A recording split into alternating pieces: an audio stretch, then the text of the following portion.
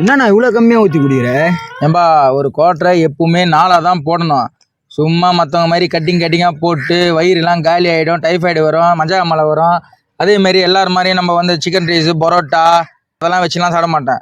Banana, grapes, apple, கொய்யாப்பழம் இந்த மாதிரி வச்சுனா தான் உடல் உஷ்ணத்தை குறைக்கும், பயங்கரமாக இருக்கும் உடம்பு. இதுக்கே அப்படின்றிய இன்னொன்று பாரு, சும்மானா இது பண்ண மாட்டேன்பா. என்னண்ணா வெத்தலாம் ஒன்றும் இல்லை, உள்ளே விட்டு 2 ஆட்டு ஆட்டி அப்படியே தூக்கி போட்டோன்னா கார்பன் டை ஆக்சைடு எல்லாமே வெளியே போயிடும். சத்து மட்டும் தான் இதில் இருக்கும். அது பேர்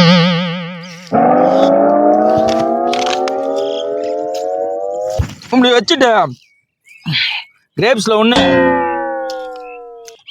கொய்யாப்பழத்தில் ஒரு கடி, ஒன்றுமே ஆகாதுப்பா உடம்புக்கு. பைத்தியம் மாதிரி இஷ்டத்துக்கு சைடிஷ் சாப்பிடக்கூடாது. ஒரு 1 லட்ச ரூபாய்க்கு சாப்பிட்டுருவேன் பிரியாணி இது வரைக்கும் என் காசுல. தம்பி தானே. சரி சரி, அளவங்க கோச்சுனா ஃபன்னு.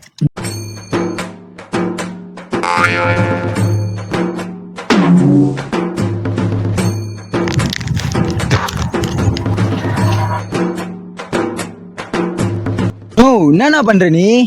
எப்பா இப்போ கொஞ்ச நேரத்துக்கு முன்னாடி என்ன பண்ண நானு? சிகரெட் வச்சுங்க. ஆமா, அந்த புகலாம் ஒரே இதில் ஒட்டின்னு இருக்குல்ல, லைட்டாக பெப்பர் தூவிய, தேனை 1 டீஸ்பூன் ஊட்டி,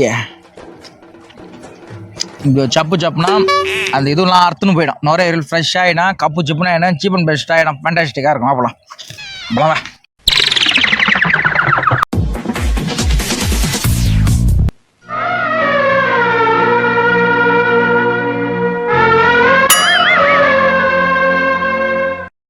½ செஞ்சுரி கூட அடிக்காம பாதியிலே ஆஃப் ஆயிட்டேண்ணா.